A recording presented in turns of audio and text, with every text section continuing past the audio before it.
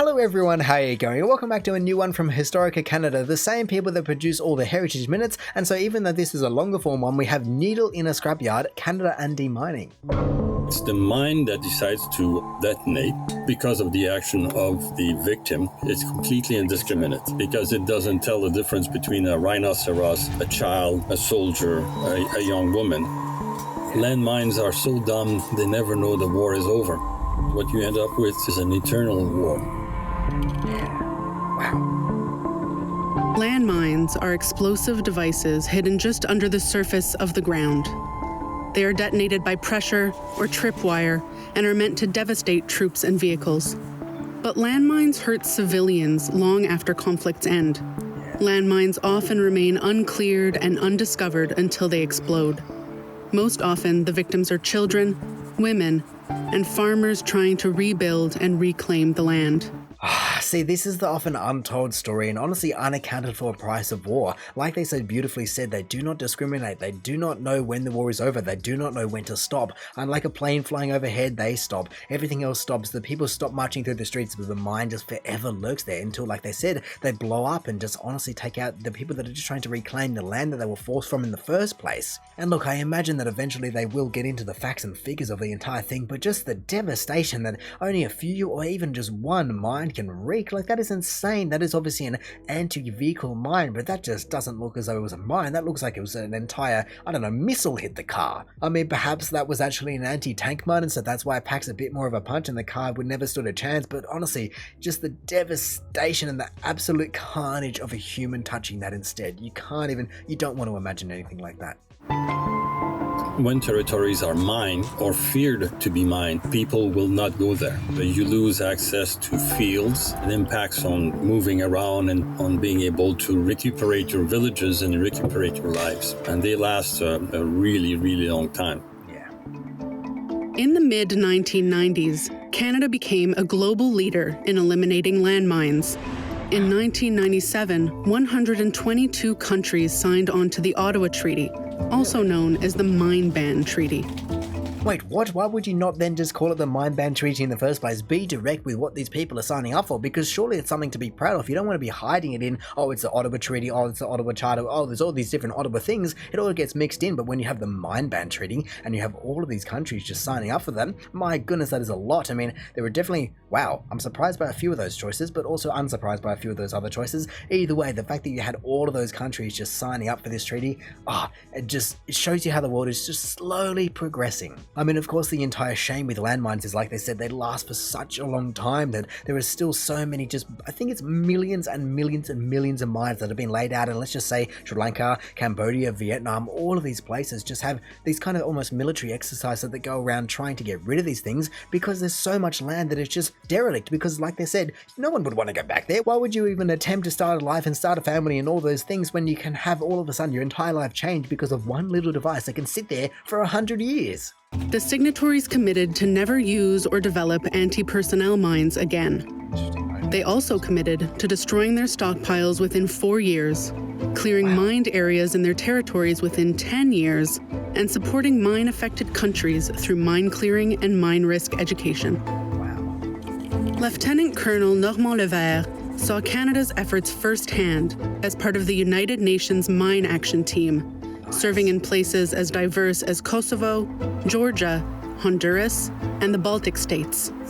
Like I said, they're just everywhere, all over this planet. There's just millions of them just lurking in these poor countries that have been affected by war in the past, but then are still being affected by the remnants of war. I mean, to be honest, just seeing them in the flesh would be an entirely different thing. You just feel like, in the same way that a grenade is just kind of this explosive device that you don't really trust at all. I mean, obviously these ones I can only hope would have been explosified, whatever you want to call it, de-armed, that's the word I'm looking for. And so to see them here just sitting on the table, just with a classroom of kids behind them, honestly, it just feels like they should be completely separate things. It shouldn't be the reality of life that these kids should need to be exposed to this, but that is just what it is in these countries or all over the world.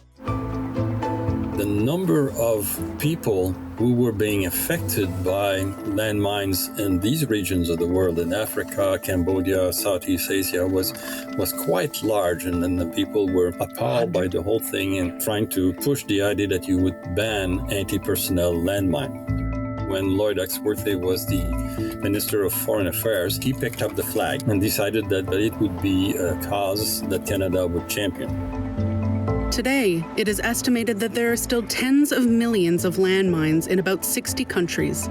Hunting for them is extremely difficult. When you have guerrilla warfare, not everybody survives. You may have had a small group that planted mines and then eventually they get caught up somewhere else and they all perish and there's nobody who remembers where the mines were. You end up with a large unrecorded problem. In some cases, you find mine because of victims. True.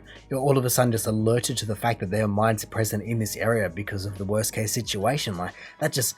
it sums the entire thing up perfectly in a bad way. And like I said, I was hoping that they were going to get into the facts and figures of it because I knew that there was a lot, but I did not know the real numbers. And so to hear that there were tens of millions, even 110 million was put out there in only 60 countries, and usually those countries are fairly small. Let's say Vietnam, that's a fairly small, very skinny country. Cambodia, some of the African countries, even the Middle East, all those kind of countries, they aren't massive countries and they definitely don't have massive GDPs behind them. And so the entire thing is just so messy in so many ways. And it really hit home with me when he said, there we go, there is nobody who remembers where the mines were, no one around, or no one just even remembers in the first place because they were so randomly placed in a way. They just kind of put one there and put one there and put one there, just cover the entire ground with them, because that is exactly how they've been designed to be used, you know, just basically make an impenetrable barrier where people either can't or just don't want to advance any further because they're just going to risk themselves and their own troops and so many different things, even the anti-tank ones, for goodness sake. And so of course, in some cases, after decades and decades, just all of that knowledge has been completely lost, and so some poor guy either walking along or maybe even in a tractor or something like that just gets completely just taken out.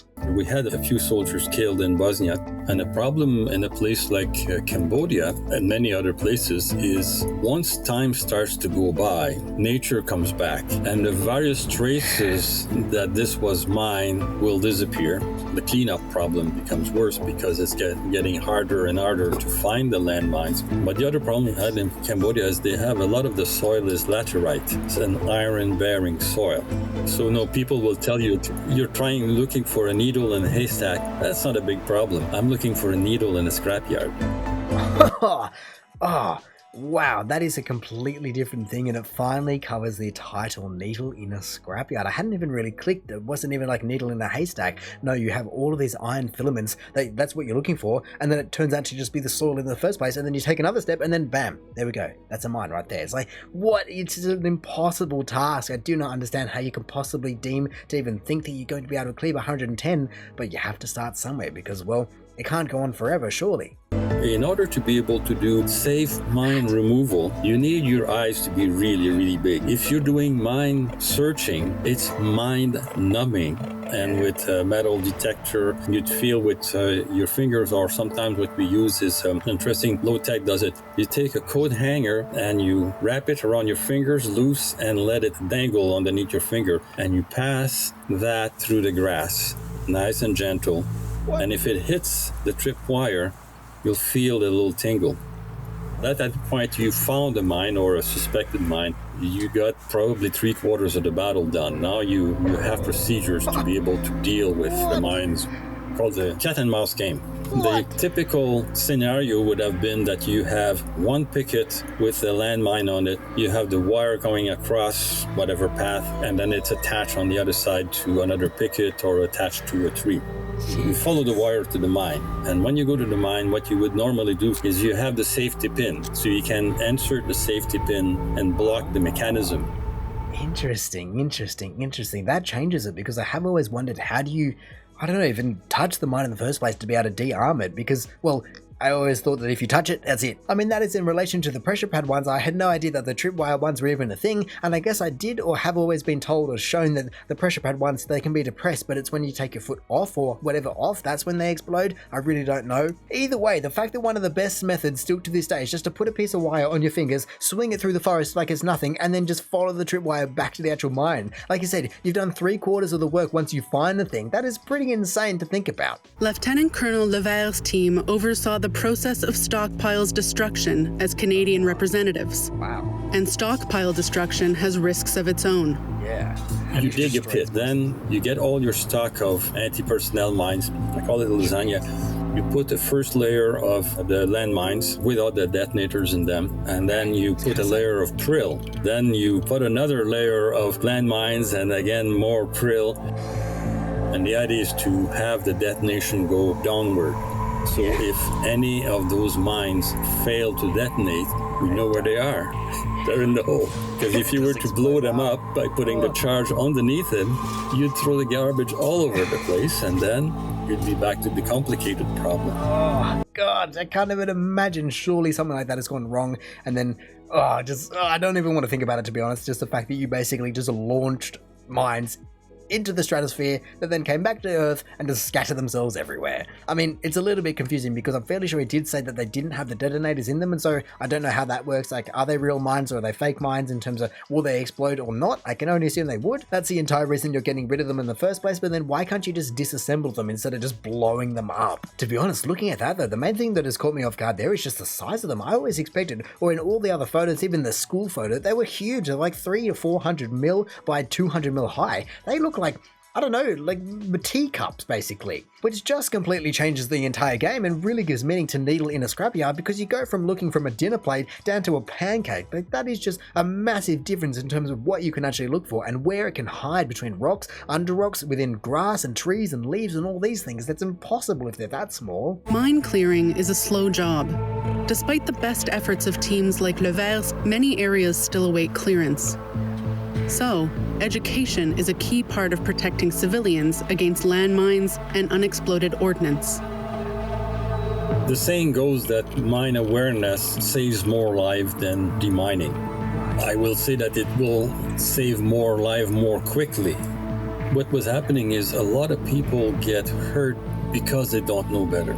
So the advantage of doing mine awareness is, they say, once forewarned is to be forearmed. So people recognize the danger, and as you start with the children, and in many cases we would use the children as well to educate the adults.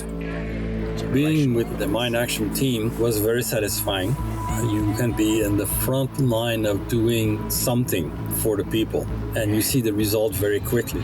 Yeah, that would absolutely be one of the most satisfying things about the job, as obviously you know what you're there for. You're there to get rid of the mine so people's lives and people's limbs and things aren't lost, but in the process of that, you were just seeing the effects of just reclaiming all this land so kids and people and farmers and basically whoever it belongs to in the first place can just go then use it again. And I also just love and have to applaud the apparent amount of resources that are being poured into the education of all of these countries and children. Like they said, you start with the children, then even just go on to the adults, and everyone then just gets the generational information about what is truly the dangers of mines. And so, as he so beautifully put, but then was also so brutally honest about, this kind of education is great in the short term, it saves a mountain of lives, but then long term it just becomes a problem because you can only reduce probability of stepping on one so much through education. To date, 29 countries have been cleared of all known mine areas, but the work is not done.